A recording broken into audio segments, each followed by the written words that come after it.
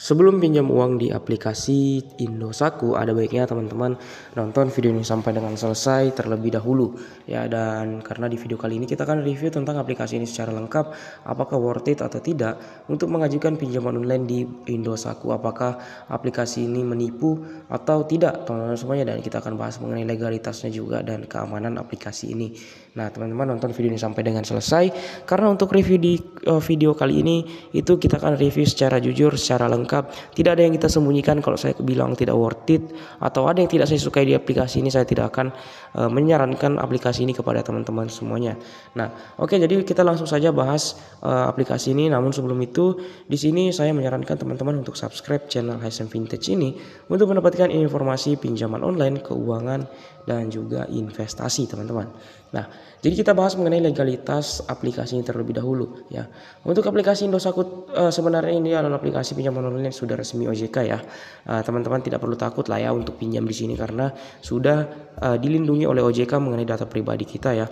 Karena ini sekali lagi OJK teman-teman semuanya. Namun walaupun aplikasi pinjaman online tersebut OJK, belum tentu aplikasi tersebut bisa kita rekomendasikan atau kita sarankan untuk pinjam di aplikasi tersebut, karena kita harus tahu terlebih dahulu untuk bunga dan sistem cicilan di aplikasi Indosatu ini seperti apa ya, melalui pengalaman saya pribadi bahkan dari teman saya, teman-teman semuanya seperti itu. Dan ini kita akan bahas secara lengkap ya.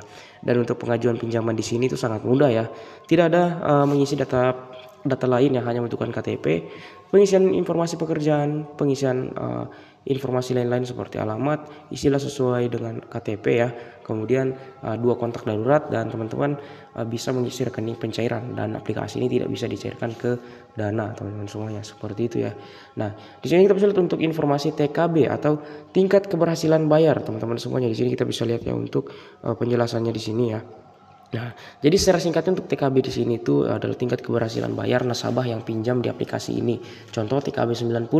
Tingkat keberhasilan bayar nasabah dalam 90 hari terakhir di aplikasi ini yaitu sekitar 96,85%. Di atas pojok kanan kita bisa lihat. Jadi masih ada sekitar kurang lebih 3% orang yang menggabai pinjaman di Indosatu ini atau tidak membayar pinjamannya, seperti itu ya. Nah, kemudian untuk aplikasi ini memiliki limit tertinggi di angka 80 juta dengan tenor 150 hari, teman-teman, seperti itu ya. Nah, kemudian di sini kita akan lihat untuk sistem cicilan, bunga, dan apakah aplikasi ini worth it atau tidak, karena hal tersebutlah yang harus kita bahas. Karena kita harus mengetahui terlebih dahulu apakah aplikasi ini bisa dicicil 1 bulan dengan nominal yang sama atau tipikal pinjaman online yang berat di pembayaran awal, teman-teman semuanya. Jadi teman-teman wajib ketahui hal tersebut agar tidak terjebak pinjaman online, teman-teman semuanya. Jadi kita langsung saja cek dari data aplikasi pinjaman online Indosatu ini. Teman-teman semuanya, di aplikasi Indosatu ini berdasarkan dari cerita dari teman saya ya. Dan ini aplikasi pinjaman online Indosatu ini awalnya memberikan limit 1 juta ya. Namun setelah diajukan katanya langsung cair 2 juta teman-teman semuanya. Entah kenapa atau sistemnya seperti apa ya. Namun ya kita bisa melihat bukti dari screenshotan ini teman-teman semuanya ya.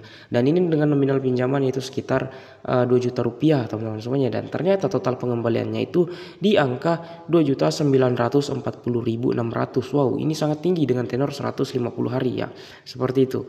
Nah, kemudian di sini untuk perpanjangan tenor, di sini kita bisa membayar lagi untuk pembayaran tenor teman-teman semuanya dengan biaya admin hanya sekitar 5% ya. Ya. Kemudian di sini untuk periode pertama untuk pembayaran aplikasi ini senilai atau 2.700.000 ya. Jadi untuk aplikasi ini pembayaran pertamanya itu sangat berat, sangat besar ya. Jadi tidak direkomendasikan untuk pinjam di sini, apalagi ini pinjaman pertama atau tenor pertamanya ini akan jatuh tempo 15 hari setelah pencairan, teman-teman, seperti itu. Jadi mungkin teman-teman akan mengalami yang namanya telat bayar nantinya ya, karena berat sekali untuk pembayaran pertama pinjaman ini dan harus dibayarkan dalam jangka waktu 15 hari. Ini adalah tipikal pinjaman online yang tidak masuk akal, tidak bisa dicicil 1 bulan 1 kali bayar, dan tidak rekomendasi. Lebih baik teman-teman cari pinjaman online lain, jangan terpancing pinjam di aplikasi ini. Dan untuk tenor 2 dan 3-nya itu biasanya kita hanya melunasi perintilan-perintilan dari total pinjaman kita, teman-teman semuanya, seperti itu. Jadi Lebih baik carilah pinjaman yang worth it ya, yang bisa memberikan pinjaman 1 bulan 1 kali bayar dengan nominal pembayaran setiap bulannya itu sama, tidak berat di awal. Nah seperti itu. Nah jadi jangan pinjam di aplikasi Indosatku seperti itu. Jadi ya karena akan mengalami keterlambatan bayar. Nah jadi itulah review jujur tentang aplikasi pinjaman online Indosatku ini. Semoga informasi yang saya sampaikan ini bermanfaat dan bisa menjadi patokan buat teman-teman dan menjadi tolak ukur. Lebih baik hindarilah aplikasi ini walaupun resmi OJK. Sekian untuk video kali ini, diucapkan terima kasih.